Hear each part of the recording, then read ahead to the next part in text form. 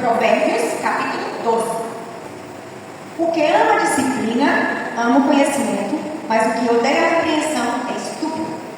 O homem de bem alcança o favor do Senhor, mas ao homem de perversos desígnios ele condena. O homem não se estabelecerá pela impiedade, mas a raiz dos justos não será removida. A mulher virtuosa é a coroa do seu marido, mas a que procede vergonhosamente é como apodrecimento nos seus ossos. Os pensamentos dos justos são retos, mas o conselho do ímpio é enganoso. As palavras dos ímpios são emboscadas para os que derramam ou derramarem sangue, mas a boca dos retos os livra. Transtornados são os ímpios e não são más, mas a casa dos justos permanece firme. Segundo o seu entendimento será louvado o homem, mas o perverso de coração estará em desprezo. Melhor é o que se estima em pouco e tem servos, do que os que se honram a si mesmo e tem falta de pão. O justo olha pela vida dos seus animais, mas as misericórdias dos ímpios são cruéis. O que lavra a sua terra se pagará de pão, mas o que segue os ociosos é falta de juízo. Deseja o ímpio despojo dos maus, mas a raiz dos justos produz o seu próprio fruto. O laço do ímpio está na transgressão dos lábios, mas o justo escapa da sua angústia. Cada um se farta de bem pelo fruto da sua boca, e o que as mãos do homem fizerem, isso ele receberá. O caminho do tolo é reto aos seus próprios olhos, mas o que dá ouvidos ao conselho é sábio. A ira do louco se conhece de imediato, mas o prudente encobre a afronta. O que diz a verdade manifesta a justiça, mas a testemunha falsa engana. Há alguns cujas palavras são como pontas de espadas, mas a língua dos sábios é saúde. O lábio veraz permanece para sempre, mas a língua mentirosa dura só um momento.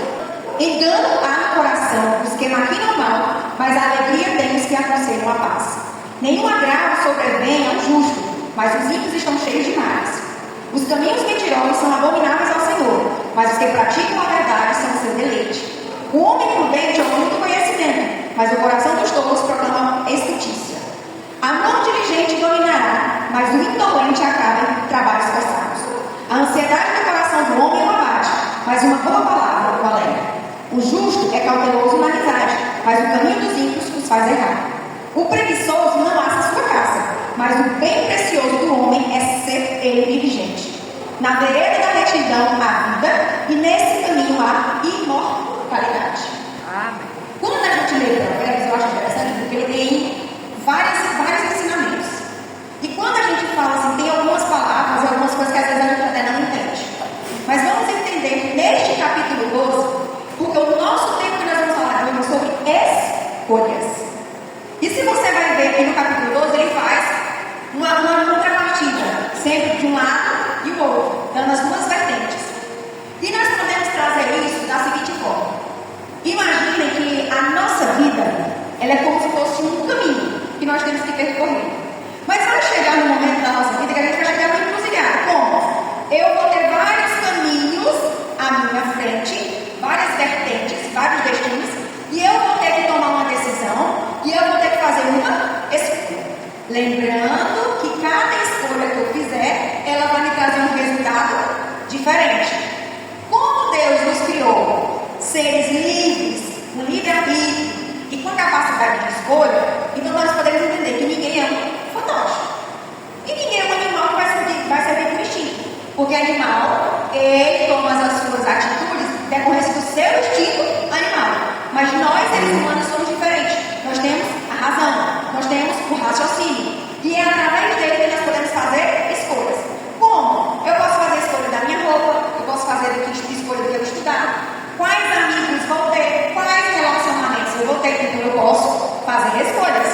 E nós podemos entender 3 palavras que a gente pode colocar nessa questão.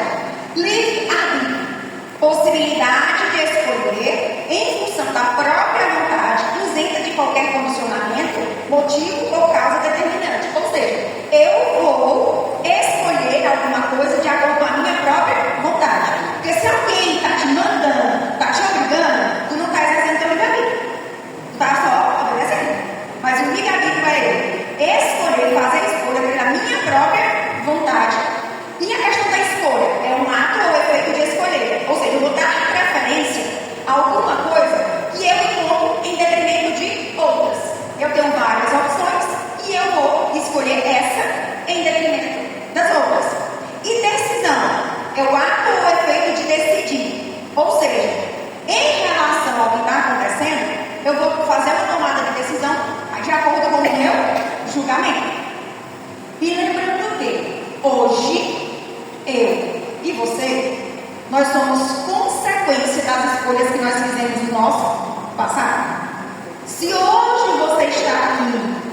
você hoje está servindo ao Senhor, hoje você está na casa do Senhor, é porque lá atrás você vacilou. E também, como o pastor falou na oração, muitos decidiram estar aqui, muitos não deram desculpas para não estar. Então, todos nós que estamos aqui, nós escolhemos estar aqui. Mesmo que tenha acontecido em coisas que não possam ter nos impedido, mas nós decidimos e nós escolhemos estar na casa do Senhor.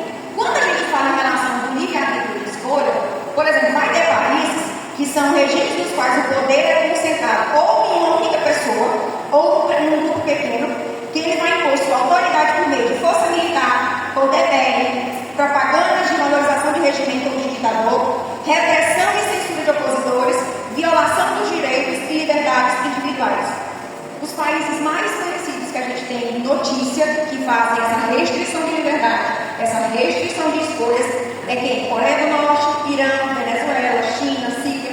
E nós estamos num país que ainda, ou por enquanto, nos dá esse direito de liberdade religiosa, liberdade de expressão, liberdade de escolha, coisa que em outros países não. Por exemplo, hoje eu posso ir num canal de TV e assistir qualquer coisa que passe pela internet.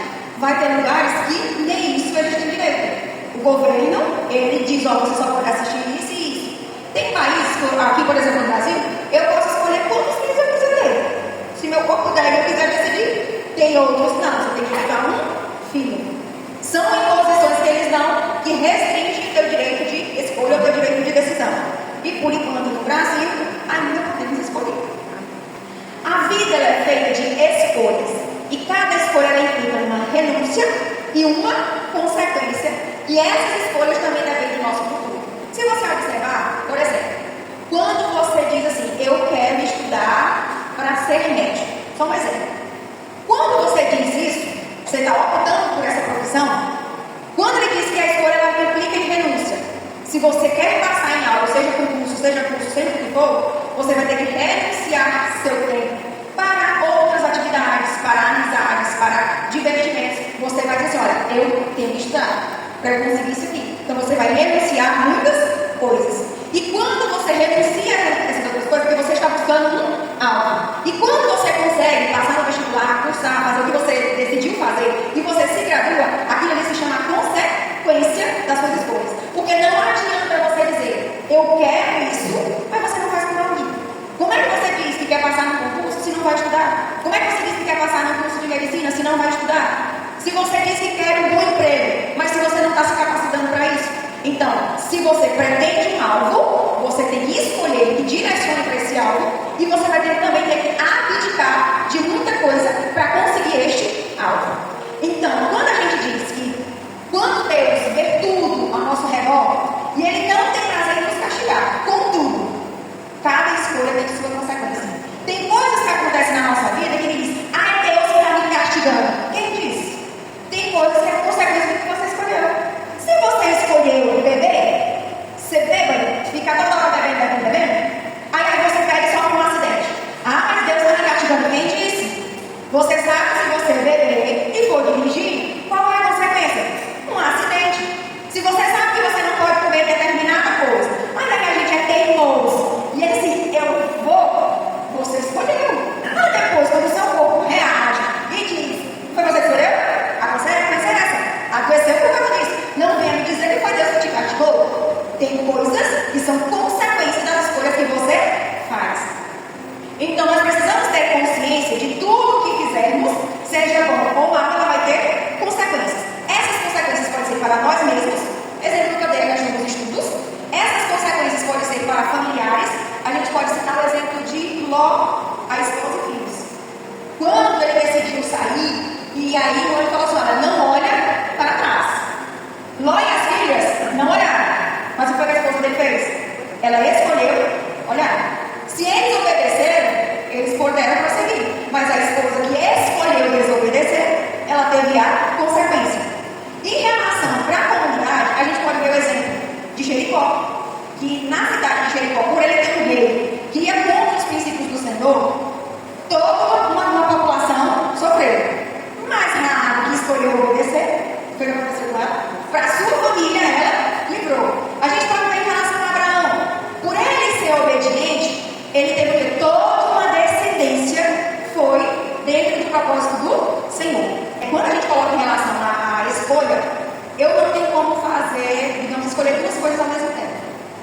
gente vai, por exemplo, lá de Mateus 6,24. Ninguém pode servir a dois senhores, pois odiará um e amará o outro, ou se dedicará a um e desprezar o outro. Vocês não podem servir a Deus e a dinheiro. Quando a gente coloca isso, voltando para o exemplo da escolha, eu tenho dois caminhos que são totalmente diferentes. E aí ele diz, não, eu quero os dois. Mas não tem como ser os dois. Ou você vai escolher um, ou você vai escolher outro. Porque quando a Bíblia diz que coloca que você não pode servir a dois senhores, você não quer estar na casa do Senhor, obediente e servindo para o céu e praticando coisas do mundo.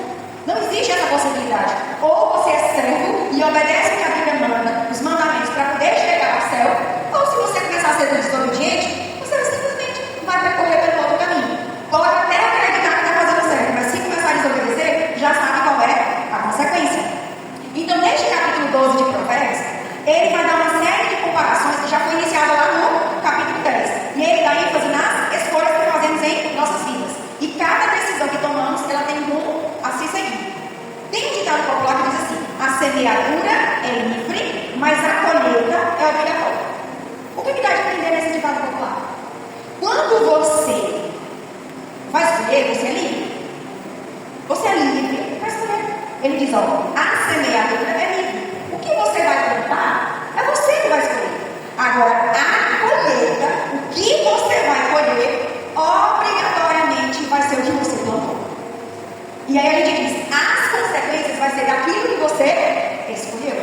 Então, a tua escolha é livre, mas a consequência dela, nem que você não queira, ela vai acontecer. E aí nós podemos pegar esse Provérbios capítulo 12, ele pode ser dividido em 3 partes. Como eu disse, como ele é um texto muito grande, a gente vai pausadamente entender cada um deles. E ele se divide em quê? Do versículo 1 ao 13, ele vai falar de atitudes. Do 14 ao 20, ele vai falar de palavras. As escolhas de atitudes, as escolhas de palavras. E do 21 ao 28, ele vai falar sobre as escolhas de valores. Quando eu estava estudando sobre isso, que deu para fazer essa divisão, eu me lembrei de quando a gente vai ensinar as crianças, a gente diz assim, o que é pecado? É tudo aquilo que fazemos, é tudo aquilo que falamos e é tudo aquilo que pensamos que não agrada ao Senhor. Pecado é tudo que fazemos, tudo que falamos e tudo que pensamos que não agrada ao Senhor. Mas você sabia que lá em Provérbios, nesse capítulo 12, ele diz o quê? Escolhas de atitudes, a gente vai falar sobre o fazer. Escolhas de palavras, é o falar. E escolha de valores, é o que você pensa. Até aí entendido? Se você presta atenção, ele engloba tudo na nossa vida. Porque eu posso pensar, eu posso falar, como eu posso fazer. Porque até eu pensar, eu pego. Até eu falar, eu pego. E no meu fazer, eu também pego. E lá em Provérbios vai dar exemplos dessas 3. E quais são as 3 que eu falei? Escolhas de atitudes, escolhas de palavras e escolha de valores. Então vamos lá. A primeira que nós vamos estudar é sobre a escolha de atitudes, que é o fazer. As atitudes são a primeira escolha que fazemos em nossa vida. Elas são voluntárias e movidas pela minha própria vontade. A gente pode dizer que as atitudes podem ser boas ou más, bondade ou maldade. Em relação à bondade, é escolher coisas boas, ter reações positivas, intenções boas e desejar o bem. Quando a gente fala de atitudes em relação à maldade, é escolher coisas ruins, com reações negativas, más intenções ou com malícia. O primeiro, quem pode ler? O que ama a instrução, ama o conhecimento, mas o que odeia a repreensão é estúpido. Olha o que ele diz. Estúpido, né? Então assim, aquele que quer aprender, aquele que ama a instrução, ele gosta, ele diga onde está errado. Ou seja, ele quer aprender o que é bom. Ele quer aprender a ter uma atitude boa. A gente não aprendeu aqui, é sobre atitude. Então ele quer aprender. O sábio, ele quer aprender o que é bom. Já o tolo, ou o estúpido, como a versão está dizendo, ele não gosta de ser corrigido quando erra. Por exemplo, a gente vai, o melhor exemplo que a gente pode ter nesse primeiro versículo são os nossos filhos. Porque quando você tem um filho que erra, e aí o que a gente faz? Chama ele para uma conversa e diz, olha, a sua atitude é assim, assim, assim, você errou dessa forma, tal, tal, tal. E a gente vai explicar. E aí, dependendo do que o filho fez, a gente dá uma aplicação de uma correção. O filho que é sábio, ele diz: entendi, errei, aceita a correção. Por quê? Porque ele vai entender que errou para não cometer de novo, ele vai aprender. Já o filho que a Bíblia chama de tolo ou estúpido é aquele que começa a discutir, não aceita ser corrigido, acha que está certo e dá briga. Aí a Bíblia chama ele de quê? Aquele que não aceita a correção, ele é tolo ou estúpido. Ele não quer aprender. Ou seja, ele quer praticar aquilo que ele acha que é o correto. Mas ele não quer aprender o que é correto. Vamos ao versículo 2. O homem que tem alcance o favor do Senhor, mas é o homem que perverso, desvio, ele que condena. Então, o que nós podemos entender deste versículo 2 em relação às práticas? Aquele que pratica o bem, ele tem recompensa por quê? Porque Deus o abençoa. Mas aquele que pratica o mal, ele vai trazer maldição para você. Por quê? Porque Deus não o abençoa, Deus o amaldiçoa. Entendeu aí a consequência? Praticar o bem traz recompensa. Praticar o mal traz maldição. Os dois traz consequência, né? Sim, mas é como a gente colocou. Toda escolha ela tem uma consequência. É boa ou ruim, dependendo da escolha que você fez. Se você fez uma escolha boa, a consequência é o quê? Bom. Se você fez uma escolha ruim, a consequência vai ser o quê? Ruim. É como a gente diz, o que você plantou é você que escolhe. Mas a consequência do resultado não tem muito o que você escolher. É o resultado sim. Vamos ao versículo 3. O homem não se estabelecerá pela impiedade, mas a raiz do justo não será removida. Ele diz o quê? Aquele que é honesto, ele não vai se abalar. A sua raiz não será removida. Ele é uma pessoa firme. Ele vai ter atitudes na sua vida que mesmo que venha as tempestades, mesmo que venha tudo, mas por ele ser honesto, porque assim, acontece coisas, por exemplo, de você ser caluniado. Só um exemplo. Você vai ser caluniado e aí te dizem coisas que você fez isso, fez aquilo, fez um monte de coisa. Só que por causa da tua integridade, por você ser uma pessoa honesta, a verdade aparece, as coisas vão se moldando e mesmo que se balance, mesmo que a tempestade venha, mas você ainda continua firme. A sua raiz ainda continua firme. Por quê? Porque você é honesto, você segue o que é correto. Mesmo que tentem te balançar, mesmo que tentem te arrancar, mas a Bíblia diz que o ser um homem honesto, as tuas raízes não vão ser arrancadas. Mas o que acontece ao contrário? Quem pratica a maldade não tem segurança, é volúvel. A gente pode entender da seguinte forma: se tu faz alguma coisa errada, no momento tu pode até mentir, ou tu pode até esconder. Mas uma hora, quando mexer, ela vai surgir. Aquilo que você mentiu para que esteja ali escondido, uma hora ela vai aparecer. Lembrei-me do que Conceição falou quando ela foi entrevistada em relação ao irmão dela, pela assistência social. Ela disse: olha, me fizeram tanta pergunta, e depois me refizeram as mesmas perguntas para ver se pegava a mentira. Se estava escondendo, o medo vem. Quando a gente tem alguma coisa escondida, querendo ou não, o medo vem. E aí ele diz: aquele que é honesto é firme, e aquele que pratica o mal, ele é volúvel. Vamos ao capítulo versículo 4.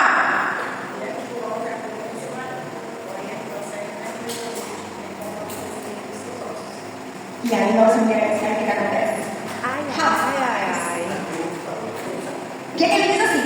A boa esposa, ela é o orgulho do marido. Quando ela pratica o bem, quando ela faz o que é correto, quando ela age com bondade, o esposo tem orgulho de dizer: essa é minha esposa. Agora, aquela que faz vergonha para o marido, primeiro, nem dizer que a esposa dele, ele vai dizer: se puder esconder, ele vai esconder. Mas olha a comparação que ele diz: é como um câncer, que é um câncer nos ossos. Ele é vergonhoso.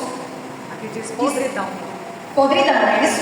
Quando a gente fala em relação a câncer, um câncer ele traz dor, um câncer ele traz fraqueza, um câncer, inclusive ele abate, destrói, mata. Então, se ele se compara a uma esposa que não é virtuosa, que envergonha o marido, com o câncer, significa o quê? Que nós, como esposas, eu não tenho coisa não, digo nós esposas temos que ser virtuosas. Aí vai lá no outro versículo que vai provar, vai dizer quem é a mulher virtuosa. É difícil ser virtuosa, viu? Não vou dizer, não é fácil. Mas temos que procurar assim, né? Vamos lá. nós, como esposas, aí em Provérbios diz que nós temos que ter atitudes de uma mulher virtuosa, de uma boa esposa. O versículo 5.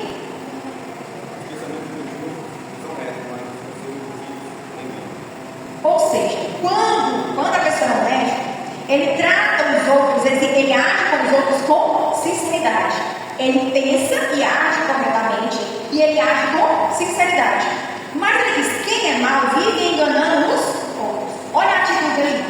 Quem é honesto, quem é bom, ele vai agir com sinceridade, ele vai tratar bem os outros. Mas enquanto você é mau, ele diz o quê? Você só vive enganando. A sua intenção de quando você é mau é agir enganosamente com os outros. Enquanto um vai agir corretamente e tratar bem, o outro vai agir enganosamente. E vamos lá ao versículo 6.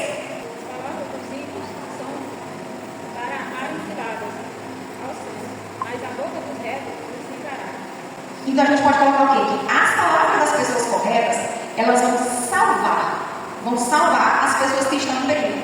Mas já as palavras dos maus, elas são armadilha mortal.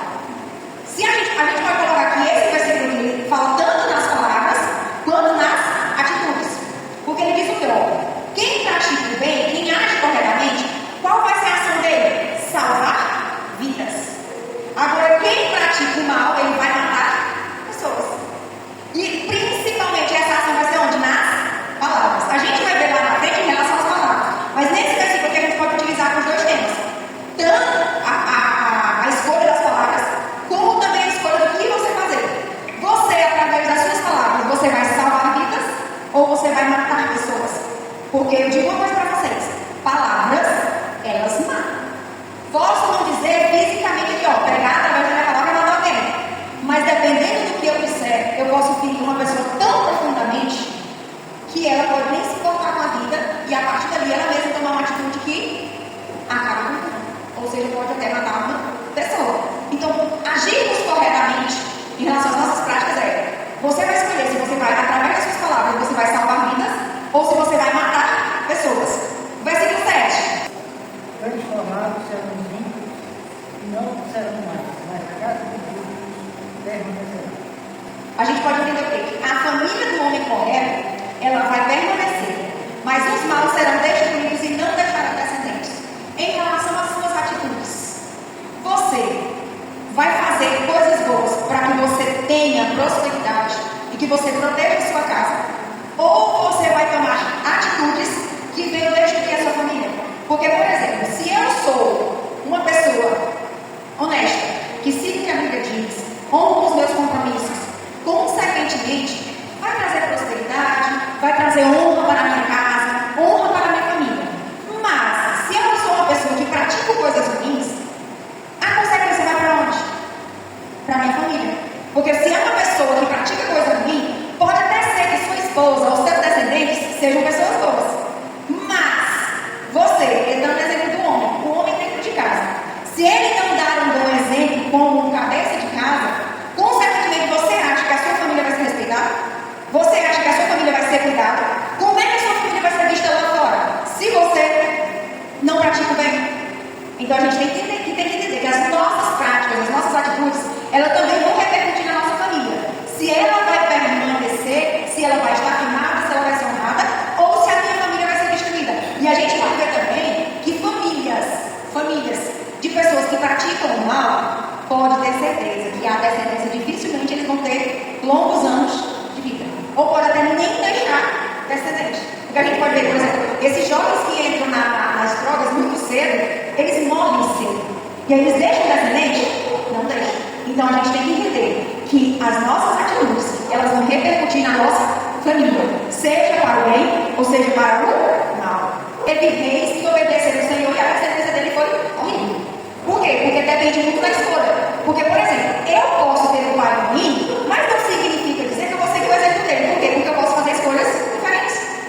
Por exemplo, eu posso ter irmãos que estão no mundo fazendo coisa errada. Ou posso ter marido que está fazendo coisa errada. Mas eu escolho servir a Cristo. Eu vou ter a mesma consequência que ele? Não. Eu posso sentir a consequência que vai para ele porque eu estou na mesma família. Eu estou dentro do mesmo ciclo. Mas não significa dizer que as minhas escolhas, porque ele é ruim, consequentemente, eu tenho que pagar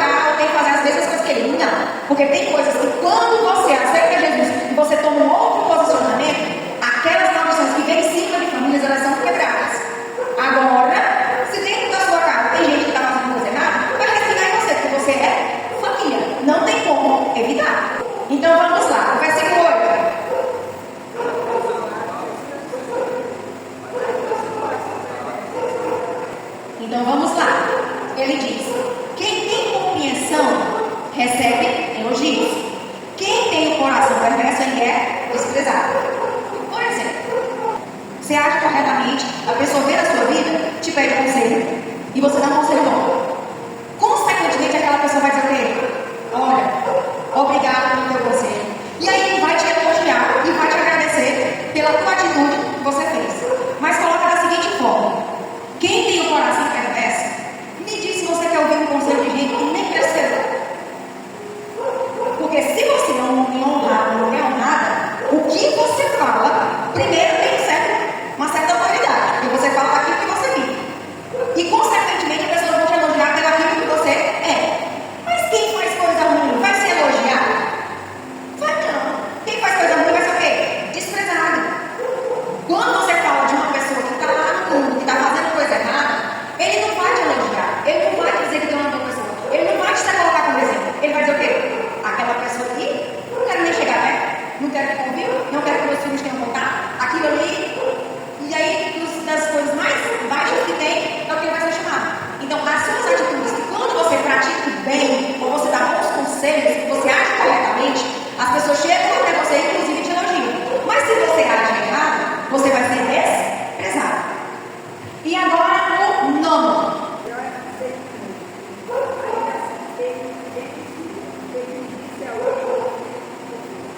Eu acho esse versículo interessante, muito interessante.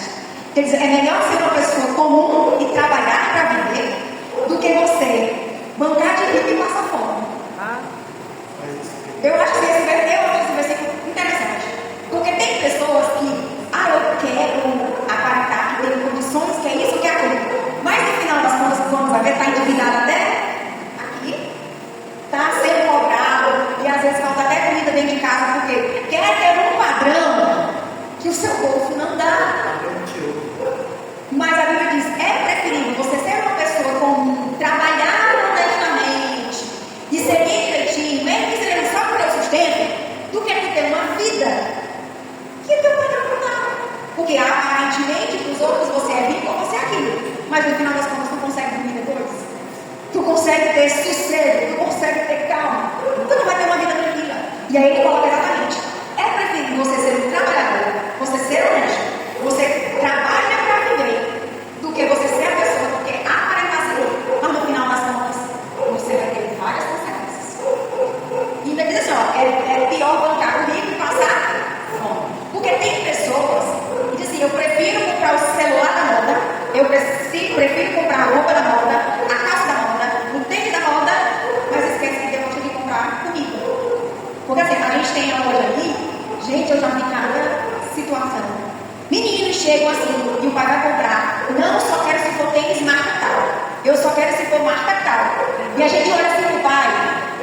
E ele diz, não tem condições. E o menino bota a boca e você. Eu disse, Jesus, olha o padrão que a pessoa está querendo. Porque quer se mostrar para o mundo lá fora, mas que tem condições de comprar o que está querendo não tem. Então a gente pode colocar para este ensinamento. E o versículo 10.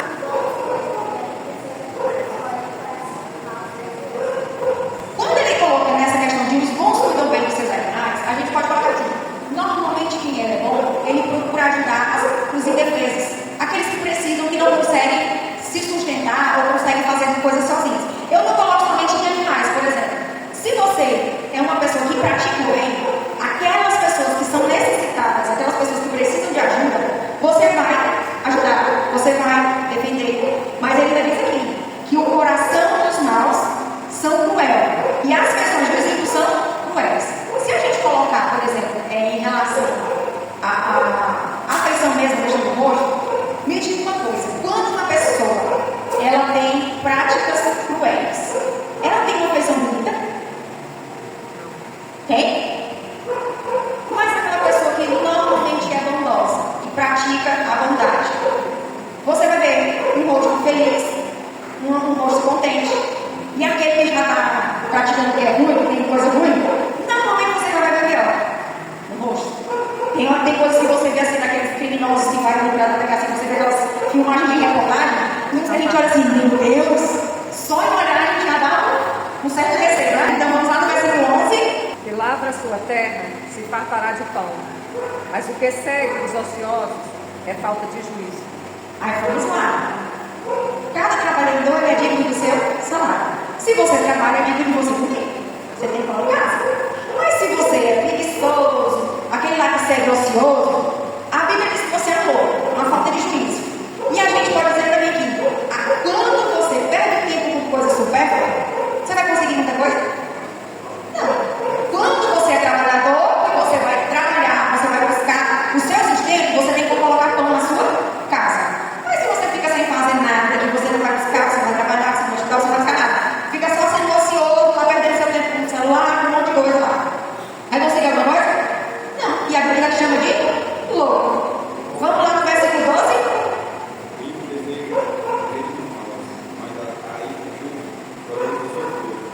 Então vamos lá. Quem pratica o bem, ele vai continuar firme fazendo bem. Já os perversos querem viver daquilo que os maus conseguem.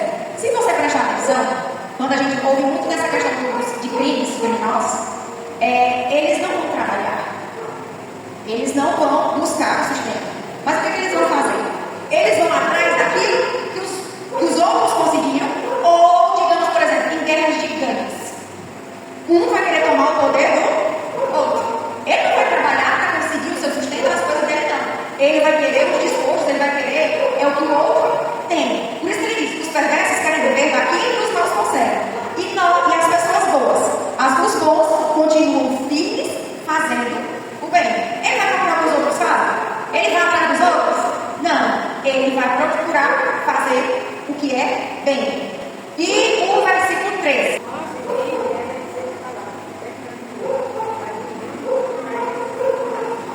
Digamos assim, os homens direitos, eles conseguem sair das dificuldades.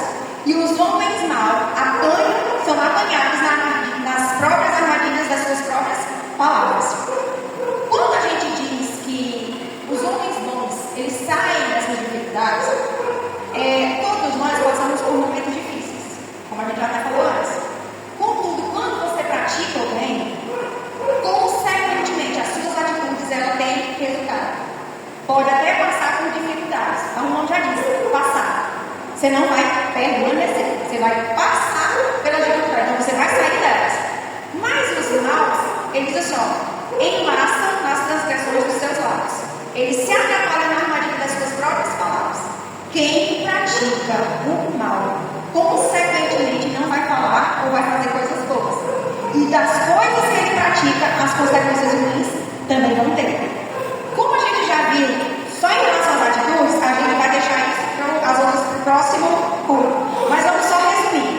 Agir com bondade, ele colhe bons resultados. Como a gente viu como Deus abençoa, não vai ser abalado, é orgulho da família, é tratado com sinceridade, tem uma família, recebe elogios, tem fartura e sai das dificuldades. Já quem age maldosamente, ele se desencadeia em processos que formam um ciclo vicioso de coisas ruins, como Deus se condena, não tem segurança, traz vergonha, vive enganando os outros, não tem descendentes, é desprezado, não tem juízo, e eles caem nas próprias